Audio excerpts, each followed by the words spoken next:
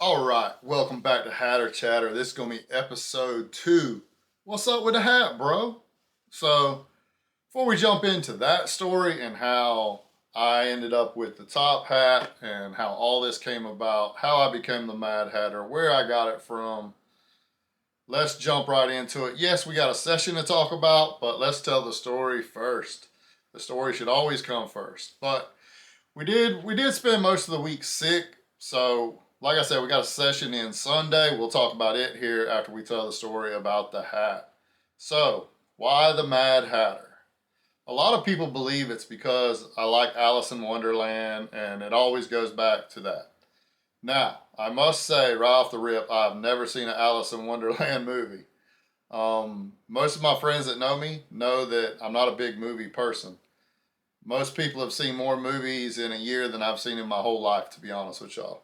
So, unless I saw one of the Alice in Wonderlands when I was a young kid, I don't remember ever watching it. I do know Johnny Depp played the Mad Hatter, and I am a Johnny Depp person from a few of the movies I've seen him in, and even Pirates of the Caribbean. I've never seen any of the movies. I've seen parts of them in clips, and he's definitely always funny. So I do like a lot of the things that Johnny Depp does. So sometimes I use the memes and stuff, but I've never seen the movie. That is not how I came up with and got the screen name Mad Hatter. So let's go ahead and jump into it and tell the story of why the Mad Hatter and where it came from. So growing up at a young age, I always wore usually a baseball cap. So I always had hats, and I was always intrigued by wearing a hat. And not many people would usually see me without a hat. So that's sort of where that came from. And then the Mad Hatter screen name actually goes all the way back to the Full Tilt and Party Poker days. When I was coming up with it, I had some things happen young in my life that will get talked about on this podcast later on. But at a young age, I started doing things that were outside the box, we'll say. I had a lot of outside the box thinking, and a lot of people thought that I was mad, insane, or crazy a lot of times with some of my actions. So the Mad Hatter actually came, for y'all that don't know, Mad Hatters were making hats back in the early 19th century, and what they were using to make like the felt type hats, they were using a type of mercury, which was making the hatters, the people that made the hats, go crazy. So when I was trying to come up with a screen name, I was like, everybody sees me in a hat, and everybody thinks I'm mad, and I mean, it kind of just fit. So for a long time, like early on when I played online, I was the Mad Hatter. I had that screen name, and then even when I was like playing Call of Duty and games like that, so I had the Mad Hatter like screen name. But that was just the beginning. Like I hadn't really like took it to a different level. So we let's fast forward really like a decade and a half, and I still have not, the top hats and all that have not occurred yet. But at this time, something happened in my life that, honestly, to be honest with y'all, I never thought would happen. I met the perfect young lady and decided to get married. At this point, I was pushing around 35, so I waited a long time to get married. I was engaged one time before, but it wasn't meant to be. But this time it was meant to be. I found the perfect person, Mrs. Hatter. So I wasn't really big on weddings and really marriage, but I knew it meant a lot to her. So finally, I broke down, proposed, and we started planning a wedding. And it was going to be her dream princess wedding, except she forgot that she was with me, the Hatter. So she wanted me to wear a tux. I was like, cool, but I want it to be what I want to wear. So this started. I always loved the old English look. If y'all know what I'm talking about, the ones with the tails, the big top hats, and usually they had like a walking cane, not a pimp cane, even though that could be what it is, but a walking cane. So when I went to the wife and showed her pictures, she was like, "Oh no, no, no, no, no, no, no." And I was like, "Yes, this is what I want to wear." She's like, "You're not going to come to our wedding look like a freak show or a clown." And I was like, "No, no, no, no." So every great marriage is about compromise. So we go back and forth, back and forth.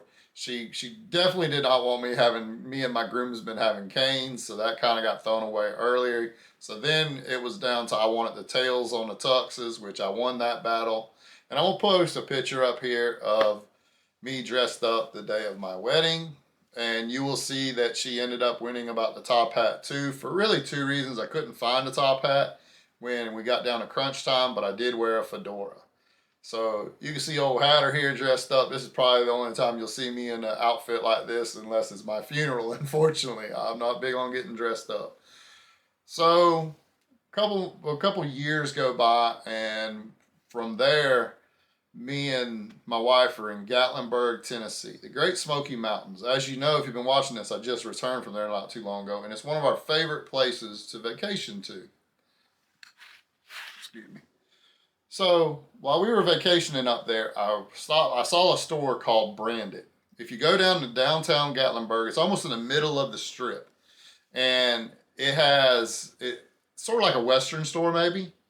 Overall, it has a lot of Western wear in it. And I went in there, I was not even thinking about top hats or anything like that. So when I walked in, I look up on the wall, and they got like cowboy hats and boots and all this, but I look up on the wall, and they got some top hats. And as soon as I see them, I'm like, oh man, this is my chance. Now, when I look up, I saw that there was like a grayish one and a purple one. I really wanted a red one, to be honest with y'all, but they didn't have it. So me and my wife, we have a couple of couples we're always hanging out with. So I start sending them pictures of the hat, and I'm like, man, this is just me. And I'm going to go ahead and show y'all the hat. And for anyone that started watching me on TikTok a long time ago, they will remember this hat. It's the original. So, as y'all can see, this right here was the first version of the Mad Hatter and his top hat. And to be honest with y'all, when you get an opportunity when you're married to do something that will irritate your wife, but you're really doing nothing wrong, you gotta take the opportunity, fellas. She hated this hat. To this day, she hates this hat. But it was part of me, and I loved it. So I bought the hat, and I started, at this point I already had my TikTok, but I started wearing this hat a little bit. And I was doing a challenge with a guy by the name of Just Jim on Global Poker. I hope you see this. Me and him don't talk enough. I wish we could talk more, but we were doing pretty much a super micros tournament challenge. And we did it for 4 weeks, if I remember correctly. Y'all bear with me. It's been 2 years since me and him did this. But it was like 11, I think all the tournaments were like $1 or less or something. And we were just seeing who could win the most. And I'm going to go ahead and say it right now. And I say it with 100% honesty. He is way better at tournaments than me. Now, I did get lucky and I made a couple deep runs. And them early cashes let me hold on to the lead to the very end. But he is a great tournament player, way better than me. Shout out to you, Just Jim. We definitely need to do more stuff like that. I know I've been on my own little content journey for a long time, but you've always been liking my videos and coming around, and I got a ton of respect for you, sir. So I started wearing the hat, and the hat was when it kind of took off for me, and I started to get a following, and things started to grow a little bit. Because as y'all know, if y'all are watching this video on YouTube, if you made it this far, or on TikTok, usually you see it, and if something don't catch your eye, you're just skipping right by it over and over and over. We're just skip by it because we just, our attention spans. So the hat was catching people. And when people I think when the top hat would catch them, they would get to watching my videos and they were like, oh man, this dude's all right, And then they figured out that I played poker and I shared a lot of it. So from there, this hat kind of was my thing for probably 3-4 months. And it come around the time, a lot of people were like, man, when all do you wear the hat? Da, da, da, da. And I knew then like the hat had become synonymous with me and the Mad Hatter Poker character that I was my brand as it is now, I guess you would say. And from there, it got time for me to go to Vegas, and I couldn't find no hat boxes to fit it. And I was worried about this hat getting crushed and destroyed. And I mean, it ain't a cheap hat. I mean, to me, it's not a cheap hat. To be completely honest with y'all, I think it was like $100 bill, maybe a little more, maybe a little less. I don't remember, but that ain't cheap in my life, y'all. So I didn't want the hat to get destroyed. So I found a couple that were easier to travel with online. So I don't order stuff online. That's something else I'll touch on real quick. This will be the last one with this audio. Come next week, there will be a whole new audio system because there's an item I've been looking for, but I can't get it. I got a mic now, a Blue Yeti mic to help with the audio. So the audio will be a lot better coming up, y'all. Sorry about this one. The boom mic, so I wouldn't have to hold it, has not come in yet, but we will have it, and you'll see a lot better audio. You'll see the mic and everything come next week. So back to where we was. So I showed my wife, because she's a big Amazon shopper like most women, online shopper, and I found some hats, and she tried to find that one, but she couldn't, and then she found the one y'all always see me wearing now. This hat right here. And when she got it, I think she ordered one or two at a time, and as soon as I started wearing it, like, "What's up with the hat, bro?" was born, or "I love the hat, bro," or all these comments I would get when it started when I went to Vegas. And when I went to Vegas, when I got it, I was worried about getting all bent up and folded. So I just wore it on the plane. I ain't gonna tell y'all anything.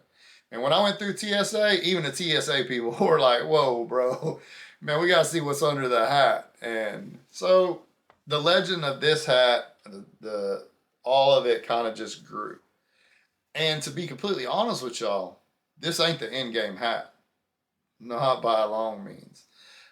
I got a hat that I want, and I know how I want it, but it's got to be custom made, and I got to find someone to custom make it. So you'll see me with this one until then, but I promise you, there is another in-game hat coming.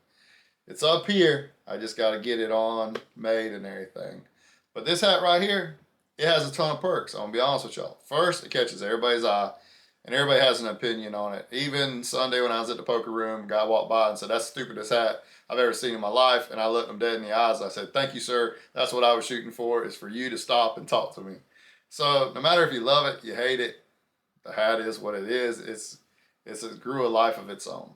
So that's sort of, to sum it up, that's how I became the Mad Hatter and how this hat and everything came about.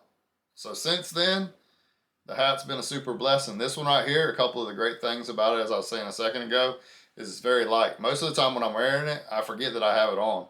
So when people come up to me or look at me a certain way, it takes me a minute to remember, "Hey man, you got the hat on."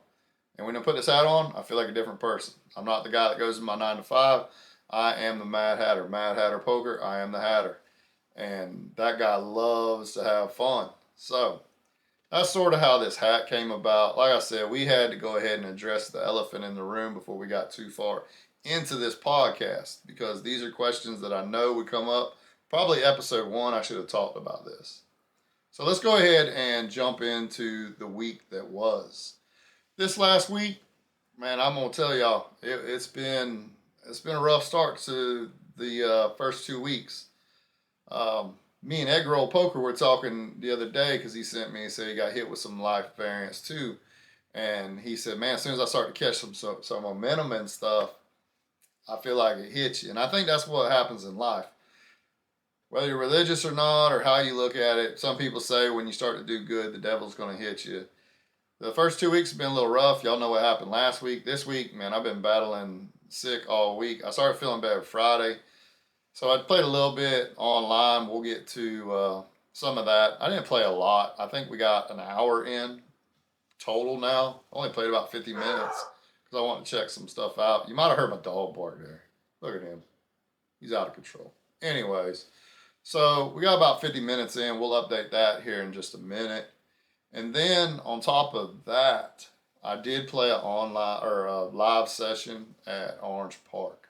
But like I said, most of the week I was sick, laid in bed a lot, but I'm starting to feel a little better now. So this week we're gonna jump right into it and try to like knock some of these hours out.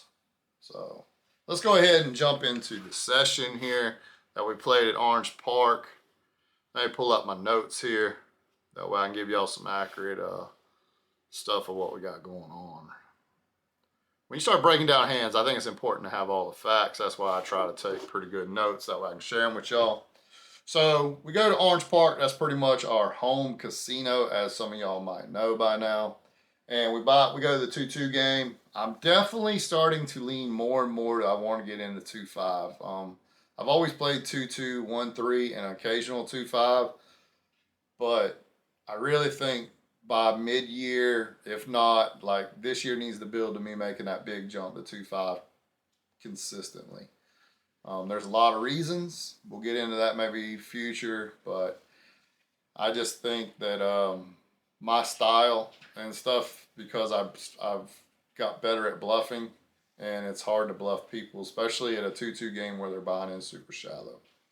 So we sit down and we're about 30, 45 minutes in, and we get tens in the cutoff, and we get three limpers to us. The guy to my right is going to be the main villain in his hand. His name's Larry. Larry is a really cool guy, and he's a thinking poker player. So keep that in mind. This is just not your average guy that's there. He's a thinking poker player, especially for a 2-2 player. He's a thinking poker player. So he limps. It gets to me. I look down at tens. I open the 10, and then it goes three callers back to him. So we have three callers at 10. It comes back to him, and he goes ahead and ships it in for 62. And to me, it just don't make no sense because, like I said, if he has jacks, queens, ace, king, anything like that, he's going to go ahead and open up first because he don't want to get. I think he's smart enough not to get trapped, which he could be trying the old limp trap here and caught me. But the more I think about it, it just ain't adding up to me. I think at best I'm probably ahead. I might be flipping. So I go ahead and call it, and he turns over pocket nines. So we have pocket tens versus pocket nines. I'll put the film up here so y'all can kind of see it. It's kind of hard to see the board. I should have zoomed in, but like I said, I'm not supposed to be filming there, so I try to be doing a little nonchalant. Hopefully, Best Bet don't get mad that I did this. I apologize. But I go ahead and hold right there, tens versus nines. Board runs out clean, and we go ahead and scoop early pot there. And at that point, I think I'm up like my stack's like 260, so I'm up like 60 bucks. And it's not much longer after that. It goes back to my guy Larry, and he goes ahead and opens up for 7. And I look down at ace queen offsuit. Anybody that's watched a lot of my material knows ace queen and me have a bumpy relationship. But I go ahead and I put in a small 3-bet here. And really what I'm trying to do is fill out how strong his raise was. I should be going bigger. I'm not going to tell no lies here. And I make it 20. So it folds back to him. He's going to go ahead and call. And we go to a flop of ace of diamonds, queen of diamonds, 4 of hearts. So we flop top two pair here on, it's kind of connected. And we got the flush draw possibility out there. He goes ahead and checks. I'm going to go ahead. With 2 pair, I block so much of it except for a flush draw. And I want to keep all of his weaker hands. Like say he does have, like if he has a weaker ace, which he definitely have, open it up. Or maybe a queen type hand. I want to keep them in there. So I down bet to 15. I probably should be going a little bigger here, but I make it 15. He calls, and the turn is the 5 of diamonds. Definitely a scare card here. Now, let's start to think about this. If he had a set, he's going to raise the flop. So I go ahead and throw away, pocket 4s for a set. So I know he don't have that. He could definitely have stuff like king, queen, ace, jack. He have all these type of hands. But when the diamond hits, he leads out for 15.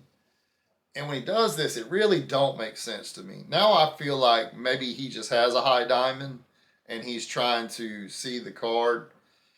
So I think about it again, and if he is trying to bluff me or try to see if I'll slow down, and I feel like that's what he's doing. He's trying to get me to slow down. So I go ahead and just flat to 15. I could be sticking it in here, but I feel like I'm way ahead of what he has for some reason. I just got this feeling he ain't leading with a flush there, in my opinion. So the river comes the king of spades. Not the best card because it does bring in jack 10. Jack 10 of diamonds is a possible hand, but if he had already had the flush at that point. But he could have like the jack of diamonds and led to block trying to chase both draws.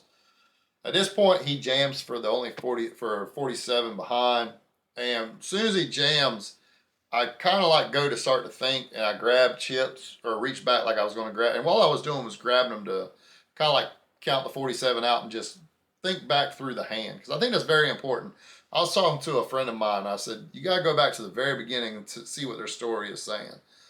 So ace king's out, because ace king he would have repop pre-flopped, I was pretty sure. Now he could have played it more passively and got lucky, but it is what it is at that point.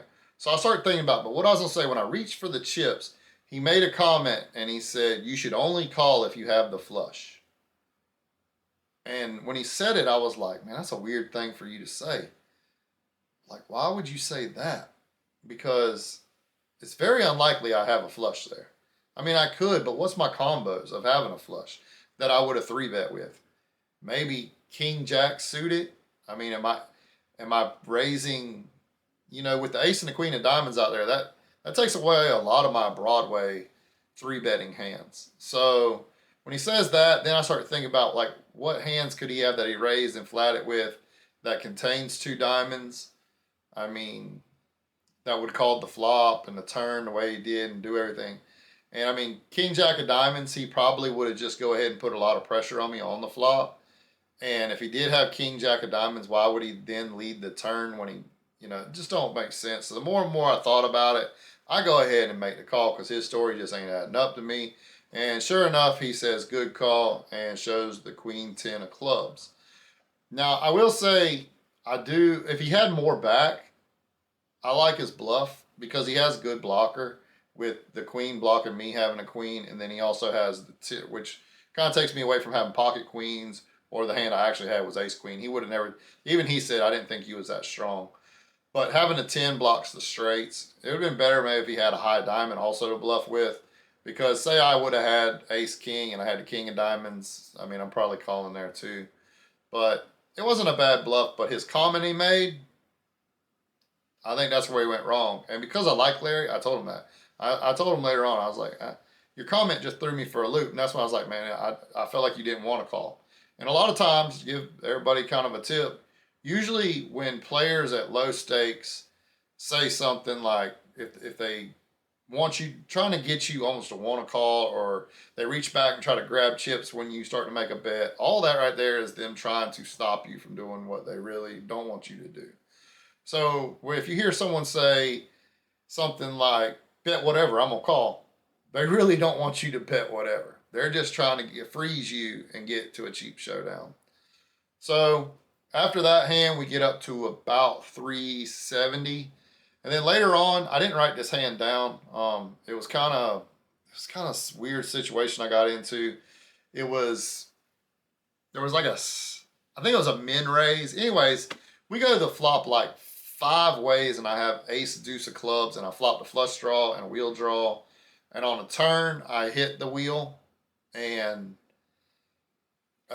Larry again was in this hand, and he goes ahead and he bets for 20, and I could go ahead and start piling money in here, but I'm trying to think about what he could have that, and then what are the other people, because I could already see from the corner of my eye that another player was loading up the call. So I go ahead and flat there. And like I said, I got the wheel and I got the nut flush club draw. Now there's 2 hearts on board. Unfortunately, when I made my decision, I didn't see the backdoor hearts. If I would, I probably should have go ahead and popped it. But on the other hand, I felt like another person had a worse club draw than me. So I really wanted the club to come in, because there was the guy that I'm talking about that I saw at the corner of my eye. He was about 200 deep also with me. So we were playing like 200 effective. And I felt like if he hit his flush, I was going to be able to stack him completely. So I take a little bit of a trickier route. I call the 20, and actually 2 other people call the 20. So we're building a nice pot there. And then the river is actually one of the worst cards. It ends up coming in a 4, pairing the board. And at this point, I'm in the small blind because it checked around on the previous street when Larry, and then, anyways. So I'm in the small blind. I lead out for 50. Because I'm trying to get value now, plus trying to block just in case. I mean, if I put 50 out there at a 2-2 game and someone rips over top of this, they got a boat. I mean, people at 2-2 are not finding river bluffs very often, especially against an opponent like me that they see me as a tighter opponent. So it goes around, everybody folds, and that's all the value I get for that hand. I mean, the guy did tell me when I ended up showing the hand because I kind of wanted to see what the dude down there, and the guy down there actually had the king high flush draw of clubs. So if a club does hit the river, my play would have worked out great because I would have stacked them. But I don't know. Sometimes at 2-2, you're trying to win the big pots. You take some more chances to let someone catch up. So that hand, I could have probably, now Larry, going back to that, he ended up having the king high flush draw with uh, open ender because he had king six of hearts. So definitely, if I'd have raised there, especially if I'd have made like 50, I probably would have made more. So that was probably an error in judgment right there. I don't like what I did there at all, to be honest with y'all. Um, After that, I had ace king a couple times, raised, missed, and I had a bunch of pocket pairs and didn't really get any, didn't flop no sets or anything. So we high pointed at 4:30, and we end up cashing out the session at 378 for the day after 4 hours of play. Like I said, I still ain't feeling the best. So when I got there, and there was a couple of dynamics going on at the table that were irritating at times. Some players, everybody does their own thing, but there was a couple players that didn't always have positive vibes. There is a dealer there, River. If he ever happens to see this, me and River had a great time when he was dealing. Great dealer, and he gave me someone to talk to because sometimes the table gets really quiet. So shout out to all of them. And like I said, we booked $178 profit. So now we'll go ahead and go into the stats and catch up on what we have. So going to the big board up here, let's go ahead and break it down. Live poker related goals for the year. We have 10 of 300 hours now. So that'll work. We're getting there. We're getting there. So I would have liked to got 6 when I played Sunday. Didn't get there. Another thing to hit, washer went out, so we gotta go get another washer here next day or two. So that was another reason I left early. I thought I was gonna go get it tonight. And then, or Sunday night, excuse me. And then winnings. Now we're out of the red for the year. We're back in the positive. As you know, we lost 110 in our first week session. Now we're up 68 after a $178 profit. So we have 68 of 10K. Long ways to go, but we got 50 more weeks, y'all. We got plenty of time. We got big streams coming up, and we're gonna play some bigger games. Poker streams, we ain't been on none of them yet. The first poker stream will be the Hatter game, thanks to Best Bet, on February 10th, and I am so excited about that. When we get closer to that, y'all will see more and more about that. Different poker rooms. Now we got 2 of 20. We hit Orange Park Best Bet, which is going to be our home base pretty much for most of the year, I think. Most of the year, I think. I would have to say probably 33 to 50% of the sessions will probably come from there. So if you are an Orange Park Best Bet person, come check me out. I will be out on the tables. Online. So like I said, we had like 10 minutes after week 1. Last week I said I want to play 10 hours online. I just wasn't feeling good. And to be honest with y'all, you shouldn't really play poker when you're not feeling your best. That's something I definitely want to talk about. If you're not feeling your best, there's no reason to get out there and try to force it. Because you'll tilt quicker and you won't play your best. So unfortunately I only played like 50 minutes. And we end up booking a profit this week of $5.10, which is going to go ahead and jump us up to $7.22 total. So $7.22 of the 1K challenge. We are nowhere near there, but let's look at it realistically now. We're playing 10 NL and we're up $7 in an hour. That's pretty good. That's almost a buy in an hour. Probably not sustainable. Now, another thing I want to say, I'm not playing one table most of the time. Usually I'm playing 2 tables. Also, there's another thing I'm going to bring outside the 10 NL challenge. It's going to be another online little, pretty much it's a game that I used to do when I was trying to build a bankroll. We'll have some of that. So let's go ahead and move on to YouTube related goals. And as you remember, last week we had 677 subs on YouTube. And now we have 690. So we pick up 13 more subscribers to the channel. Appreciate y'all coming and watching. WSOP, we ain't there yet. And personal, getting healthier in gym, still wasn't feeling good. We're going to give myself a D- on that. There was a couple days I ate well, a couple days I didn't. Still got to get that going. Also, this podcast is on Spotify now. And honestly, I've had some already, without even really promoting it, be on Spotify. I've had some listeners, so I appreciate everybody. If you're listening to this on Spotify, I really appreciate y'all. I was new to Spotify. I just got on Spotify. And to have this many people already listening to it is a blessing. So that'll do it for episode 2. What's up with a hat, bro? And I will see y'all next week. And next week, we really got to start pounding the the poker hours. Hopefully we'll get at least another 6 plus on live, and online I hope to do a lot more. All right, I'll holler at y'all next week, and everybody have a blessed week and a good time on the felt. And most importantly, spread positive vibes out there. Also, one more quick thing before I go. Shout out to Nitwit Poker, a new member of the little Hatter Creator content family that I'm trying to put together. All right, y'all. See you next week.